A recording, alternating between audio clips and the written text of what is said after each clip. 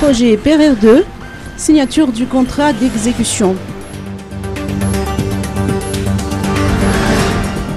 Dans le cadre de la coopération bilatérale entre Madagascar et l'Allemagne, le gouvernement fédéral d'Allemagne accompagne depuis quelques années le gouvernement malagasy dans sa volonté de redynamiser le secteur énergétique.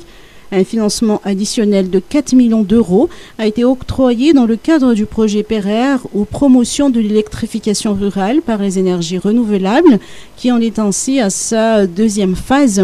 Dans le cadre de la continuité des efforts fournis par le projet PRR1, la signature du deuxième volet s'est tenue ce matin au ministère de l'Énergie, de l'Eau et des Hydrocarbures à Pandinombi.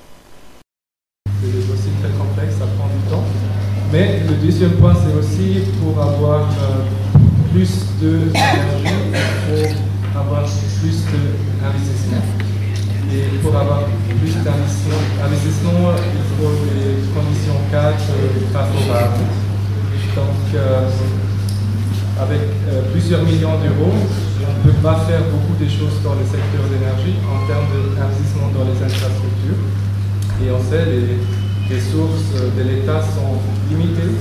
Même le budget national entier de Madagascar, ça correspond un peu au montant peut-être d'une ville moyenne en France. Ça veut dire avec les ressources limitées, on ne peut pas, avec les ressources d'État seulement, électrifier un pays de telle taille comme Madagascar.